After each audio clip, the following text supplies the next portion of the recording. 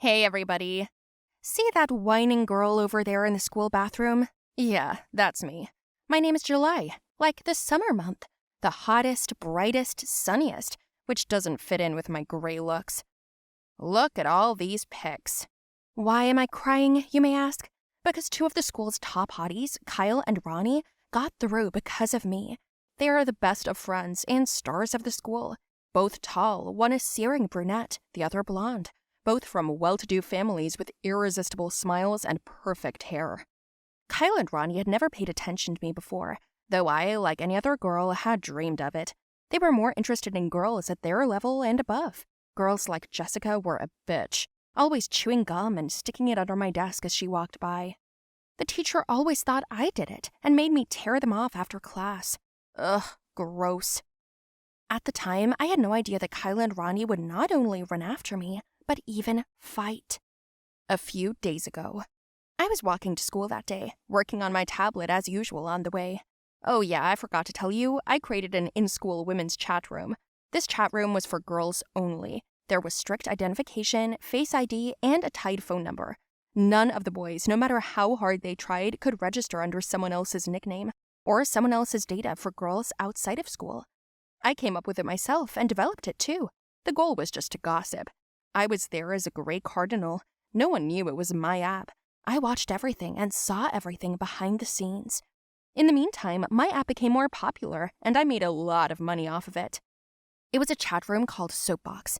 It was called that because it discussed sometimes slippery topics, like soap. And naturally, it was to everyone's advantage to keep the information private. The middle and high school classes had access. Most of the chatting there was about guys. From the chat room, I found out who was dating who was cheating on who. There was no war, just sometimes, and mostly useful data, and some empty blah blah blah blah. I walked into school and dropped my tablet unintentionally. It fell right at Kyle's feet. He picked it up and immediately handed it to me. Are you okay? Are you asking me? Yeah, you. Who else? I'm fine, thanks. For the first time, he spoke to me. It was weird, but exciting. That same day, I went to the cafeteria, where I usually ate lunch alone. A juice bag fell off my tray and Ronnie picked it up. He said my clumsiness was actually endearing. I blushed. The girls in the chat room began to discuss these moments online. They wrote that our stars looked at a mouse.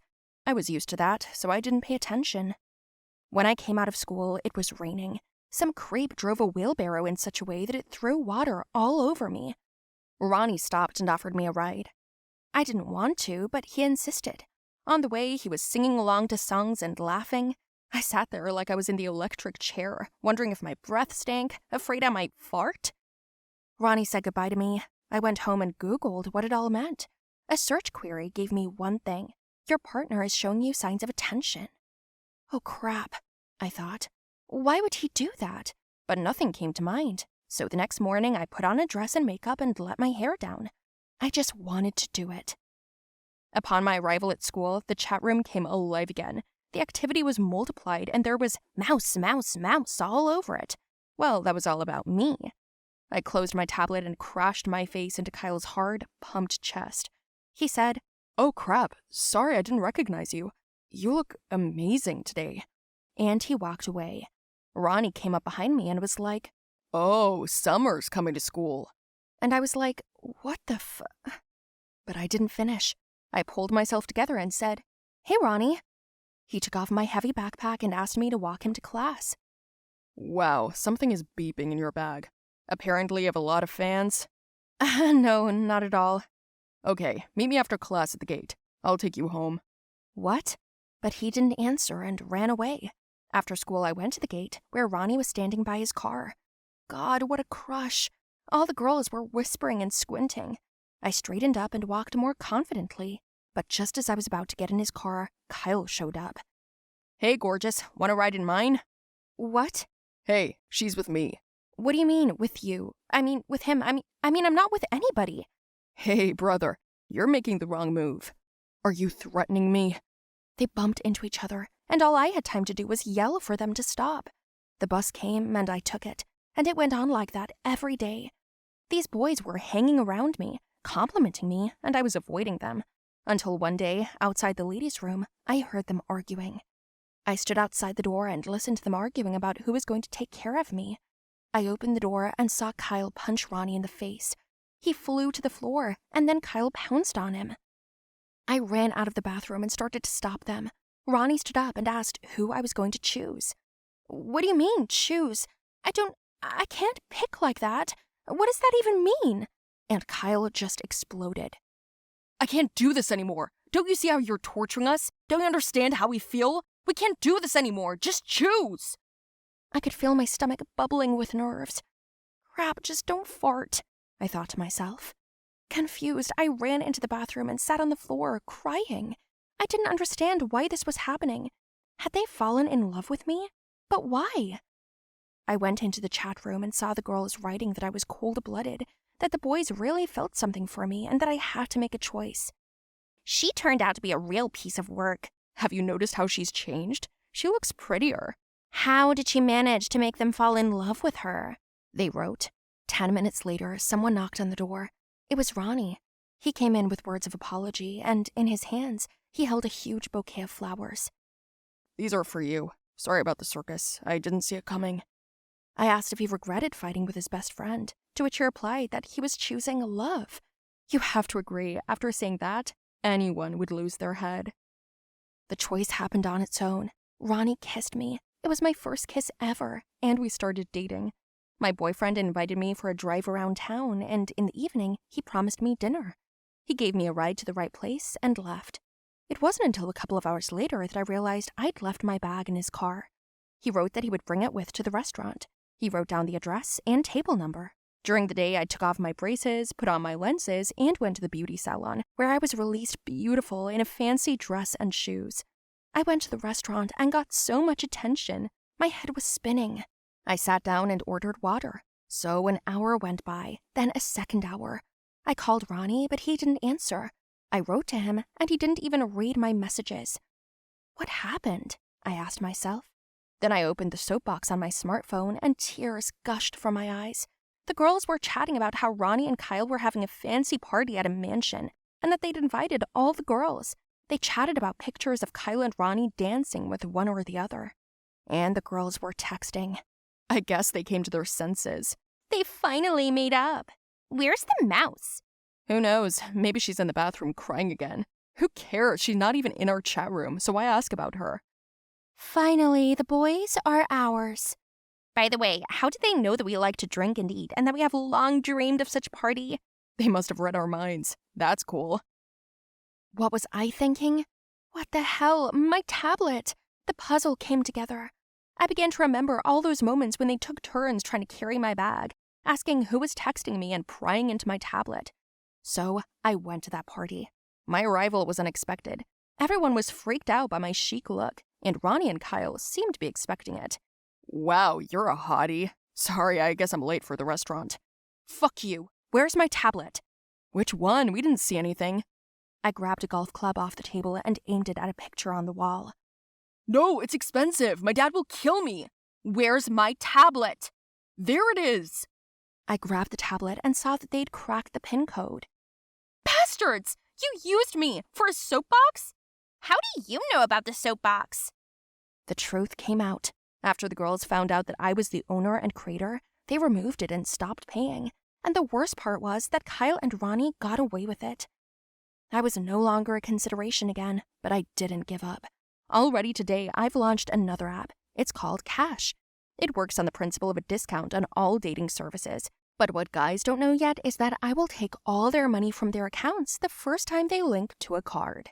Well, hello everyone. My name is Barbie. Yeah, don't laugh, but my mom really likes that name. And she called me that for a reason. She wanted me to be born the most beautiful girl in the world. And you know what? I was born only the most ugliest girl in the world. Now I'll tell you what and how. In the meantime, like the video, subscribe to the channel, and watch on. To begin with, I will tell you about my family. I have beautiful parents. Yes, this is really true. My father and mother are very tall. They are both burning dark with milk-light skin. They both have big eyes, gorgeous hair, a figure, and great taste in clothes and music. By the way, yes, they met at work. Both worked as models for one popular fashion designer at the time. They were leading among all colleagues, so their pair was created quickly and expectedly. My mom's name is Gwen, and my dad's name is Dylan. They both built a modeling career, but when it came to retire due to age, they decided to get married, but managed to open their own modeling agency. Business was going well because they managed to make a name for themselves. Their fame went far beyond the country, and many girls and boys sought to get into their school to learn and get to the top designers at the most luxury shows and private parties. What can I say? You cannot forbid to live beautifully. And then my mom got pregnant with me. They were expecting a child because they were already ready, because dad and mom had had enough time to travel, make a fortune, accumulate capital, and only the child remained. Mom told me that when they found out they were having a girl, my mom was just overjoyed because she had dreamed that they would have a beauty of a daughter who will conquer the world and will eclipse all the beauty and will tell people whose kid she is. So I will continue to thank my parents and make them even more famous. She and father made repairs at home, lovers of aesthetics, did everything to make everything look as beautiful as possible without frills, and so that you can take a picture at any time and it was beautiful. And then my birthday came. My mother immediately christened me by the name of Barbie. For some reason, she was sure that I would look like a doll. I would have huge eyes, long eyelashes, plump lips, and to her great regret, I was born red, wrinkled, and dissatisfied. She was even upset for a second, so my father said he was present at the birth, but the doctors calmed her down, said that that's what all children look like after birth. When we were discharged home, I still looked like a boiled cancer. A month passed, 2, 5, and I still looked like the first day of my life. My hair didn't grow well, and I was bald for almost a year. The more I grew up, the more disappointed my mother became. My father reassured her. Like, it's our daughter and all that. The main thing is that our daughter is healthy. My mother also deceived herself, but in the end, the lie made itself felt. The press took pictures and everyone wrote about the ugly duckling. That is, me. My parents were upset about it, even though they didn't show it. I was not taken to more than one celebration. Always left at home with a nanny. I was not shown publicly in the light, only if by chance someone did notice. I felt all this. Just did not realize until the end. When I grew up even more and I was 16 years old, we moved to another city. I was sent to a school where I was still the ugliest girl in the class. As soon as they saw me, they all laughed, and when they heard my name, they laughed even harder. Where is it seen that Barbie was full, like me, with narrow eyes, a big nose, thin lips, all closed in on herself, complexed and hunched? And I was just like that. Every day was like a test for me. I hated myself, my reflection in the mirror, my voice, my manners, everything, and I couldn't talk about it with anyone. That's how I lived until I met someone. And so I turned 17. My class and I were going to go to another school for a math competition. I didn't participate. I just had to hold a poster as support. And when I stood in the middle of the hall to pick up the poster, one of the guys from another school pushed me. I fell and the poster broke under me. He shouted loudly that the paper couldn't support my weight, and everyone laughed. I cried and ran to the bathroom. I didn't want to live, but suddenly, someone knocked on the booth where I was crying. It was a guy. I shooed him away, reminding him that it was a woman's bathroom, but he didn't leave. I went out to him and he apologized for his classmate. He was a handsome guy with a gorgeous smile. I thought he wanted to laugh, but no, he asked me out. Can you imagine? I couldn't believe it myself, but he actually invited me as a girl and we started dating. Our relationship gave me motivation. I became more confident. I know people said, why did he choose me and what did he find attractive about me? But Sam, that was his name, said that he was happy and interested in me. Even my mother was surprised by our relationship. But the funny thing is, he didn't know who my parents were. This added to my confidence in his sincerity. We had dated for 6 months. It was a happy time. We walked everywhere, took pictures, he took me to restaurants. We talked for hours on the phone and during walks. Sam was wonderful. And then, unbeknownst to me, he started taking me shopping. I didn't like this business. I could never find my own clothes. But he insisted. He put expensive clothes on me, bought them for me, but I didn't have the courage to wear them. One night before I went to bed, I was determined to take care of myself. So I told Sam and he helped me. I went on a diet and started exercising at home. Every time I wanted to give up, he encouraged me. It was important. I lost weight every month, and every month we went shopping again, where he showed clearly how much I had changed. After 8 months, I went to a beauty salon, where I was given a fashionable hairstyle, haircut, coloring, taught to do makeup, and I came out a different person. Looking at myself in the mirror, I realized that I was now living up to my name. That's what faith in a person does. Even my mother couldn't help me as much as Sam. I was happy. I proudly held hands with him and we went to the prom together. I was like a queen, fit, beautiful, and confident. Since then, I've never let anyone trample me in the mud. I realized that if you don't love yourself, how can anyone respect you? Do you guys agree with me? Write your opinion in the comments.